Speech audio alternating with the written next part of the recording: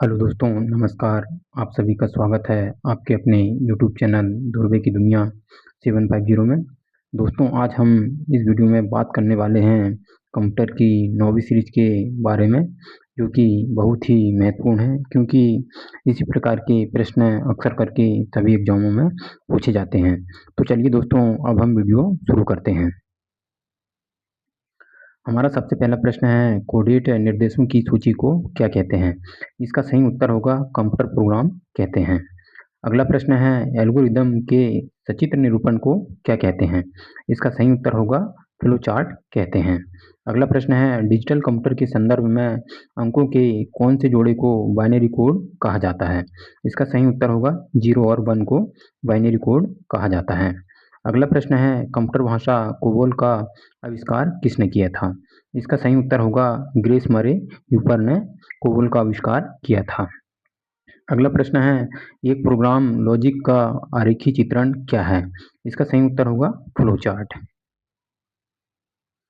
अगला प्रश्न है, HTML में नोशेड की विशेषता क्या है?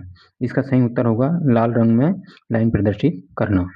अगला प्रश्न है, इंटरनेट टेक्नोलॉजी की शुरुआत में इंटरनेट पेज बनाने के लिए जिस भाषा का इस्तेमाल किया गया था वह कौन सी है? इसका सही उत्तर होगा HTML। अगला प्रश्न है, नोटपैड फाइल का एक्सटेंशन क्या होता है? उसका सही उत्तर होगा TXT। अगला प्रश्न है, ओरेकल मुख्य रूप से क्या है? इसका सही उत्तर होगा डाटाबेस सॉफ्टवेयर। अगला प्रश्न है, पावर पॉइंट फाइल का एक्सटेंशन क्या होता है? इसका सही उत्तर होगा .pptx। अगला प्रश्न है, अक्षरों, अंकों, ब्राह्म चिन्हों आदि का एक संग्रह क्या है? इसका सही उत्तर होगा स्ट्रिंग। अगला प्रश्न है, कंप्यूटर निर्देशों को लिखने की क्या प्रक्रिया है? इसका सही उत्तर होगा कोडिंग।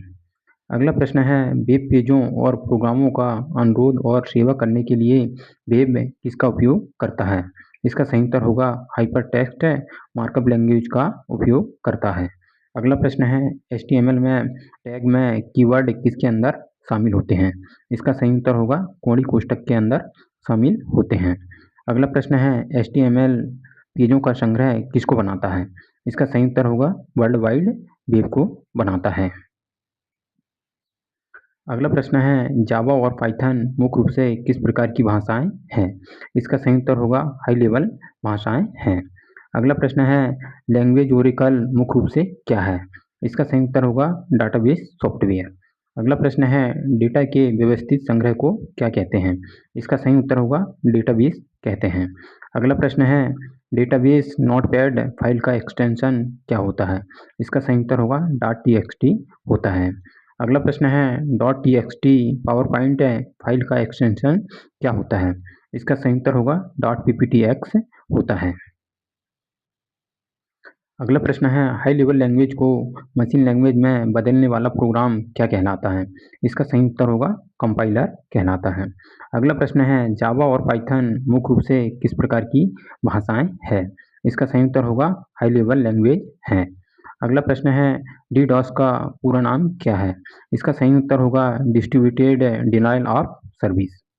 अगला प्रश्न है, DBMS का पूरा नाम क्या है? इसका सही उत्तर होगा डेटाबेस मैनेजमेंट सिस्टम। अगला प्रश्न है, SQL का पूरा नाम क्या है? इसका सही उत्तर होगा स्ट्रक्चर्ड क्वेरी लैंग्वेज।